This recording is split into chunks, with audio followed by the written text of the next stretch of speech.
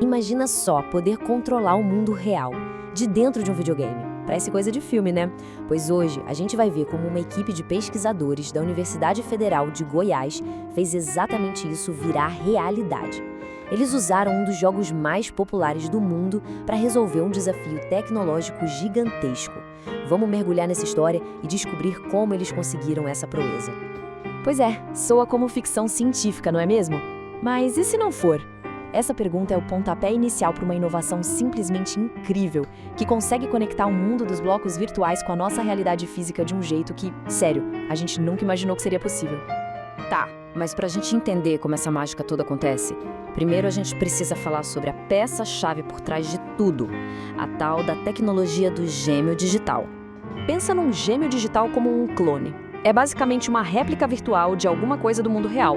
Pode ser um motor de avião, um prédio inteiro ou, como nesse caso, um laboratório. Só que o mais importante é que essa cópia não é uma foto, não é uma maquete parada, ela tá viva. Ela respira com dados em tempo real, espelhando tintim por tintim o que acontece com o seu par físico, a cada segundo. E para criar um desses não é do nada não. Existe um roteiro bem claro. Segundo um pesquisador chamado Fei Tao, o processo tem 5 etapas. Primeiro, a gente escolhe o que do objeto real vai ser monitorado. Depois, constrói a versão virtual dele. O terceiro passo, que é crucial, é criar a ponte para eles conversarem.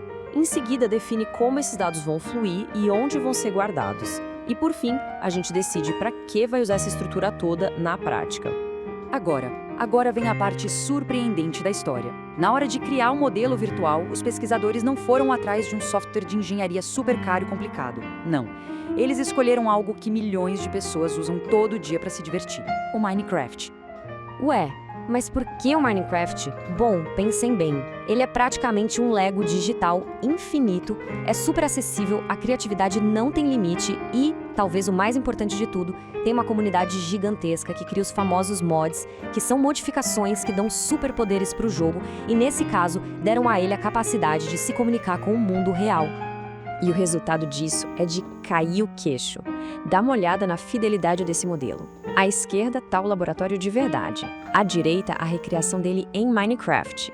Impressionante, né?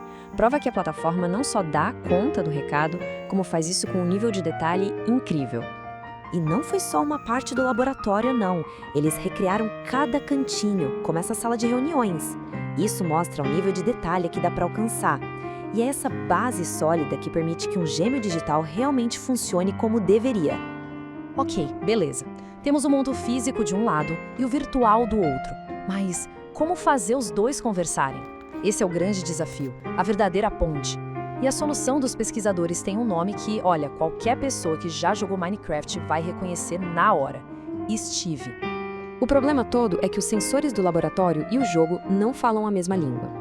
É como se um estivesse mandando cartas usando um protocolo levinho chamado MQTT, que é perfeito para dados pequenos, e o outro estivesse numa chamada de vídeo usando o WebSocket, que é instantâneo e funciona nos dois sentidos. Eles simplesmente não conseguem se entender sozinhos. A solução foi simplesmente genial: criar um tradutor. O Steve é um software que fica ali no meio do caminho, tipo um intérprete universal. Ele pega as cartas dos sensores, lê o que está escrito e, na mesma hora, passa informação para a chamada de vídeo do Minecraft. E ele também faz o caminho inverso. Uma ação dentro do jogo vira um comando lá no mundo real. Com a ponte de comunicação pronta, chegou a hora da verdade, o teste final.